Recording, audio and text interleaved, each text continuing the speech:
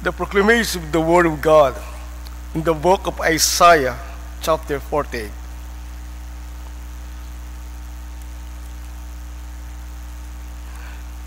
Thus says the Lord your Redeemer, the Holy One of Israel. I am the Lord your God, who teaches you to prophet, who leads you with the way you should go. Oh, that you had heeded my commandments, then your peace would have been like a river, and your righteousness like the waves of the sea. Your descendants also would have been like the sun, and the offspring of your body like the grains of the sun. His name would not have been cut off nor destroyed from before me. The word of the Lord. Please stand for our responsorial psalm in Psalm 1. Our response is, those who follow you, O Lord, will have the light of light. Altogether, those who follow you, O Lord, will have a light of life. Blessed is the man who walks in the counsel of the ungodly, nor stands in the path of sinners, nor sits in the seat of the scornful. But his delights in the law of the Lord, and his law meditates day and night. Response.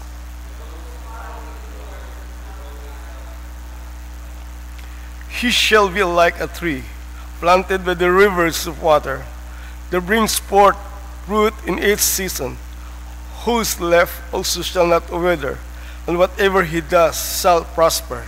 Response. The ungodly are not so, but like a sheaf which the wind drives away. For the Lord knows the way of the righteous, but the way of the ungodly shall perish. Response.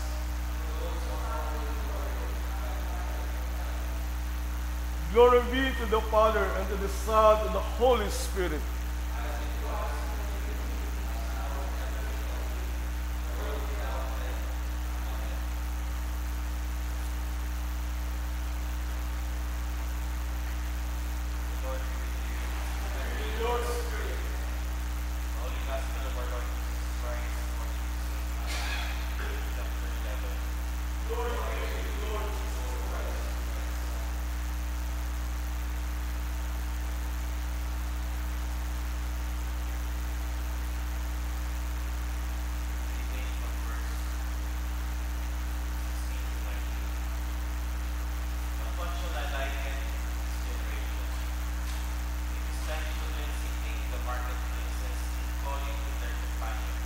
Saying, we played the flute for you, and you did not dance.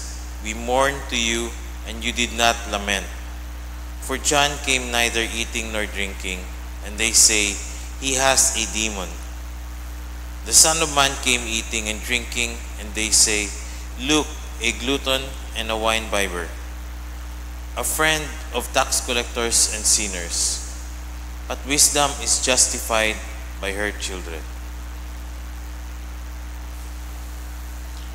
The Gospel of the Lord. Please be seated. Sa ating Gospel ngayon, sinasabi ni Jesus Christ sa mga tao na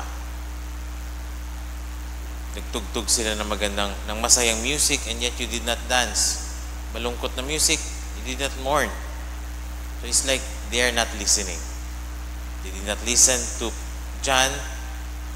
They don't listen to Jesus Christ. So, kanino sila nakikinig? It is like also sa ating generation ngayon. We have the voice of God and yung boses ng mundo. So, mostly nakikinig sa boses ng mundo. And meron tayong bago ngayon. Meron tayong, I don't know, bago ba to or matagal na, no? Yung tinatawag na, yung sinasabi nila na, follow your heart. Parang ang ganda pakinggan. Follow your heart. But it's not. Ang susundin nyo yung Diyos, hindi yung heart nyo. Because, sabi nga sa Proverbs, those who trust in their hearts are fools. And even Daniel, sabi niya, our heart is deceitful. So you don't follow your heart. You follow Jesus Christ. You follow God. Yung boses nila yung susundin natin. The reason na itong mga tao na to, they don't react sa sinasabi ni John o sa sinasabi ni Jesus Christ is because they're not listening. Ang nakikita lang nila yung mali. Pero yung totoong sinasabi,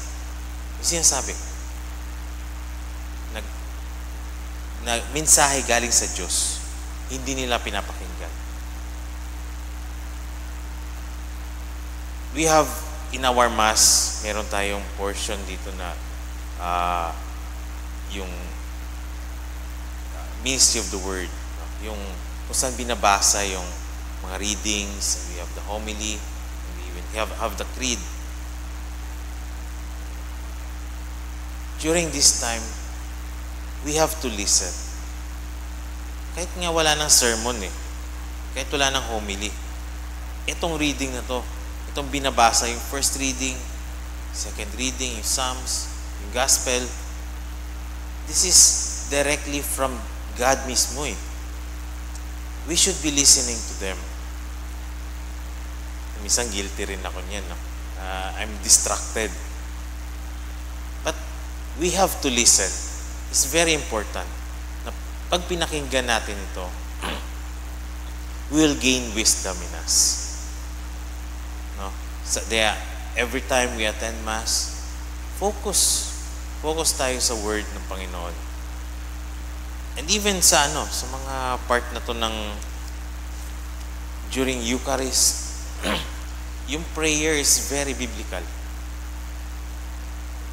It has a lot of pag pinakinggan nyo, ang lalim.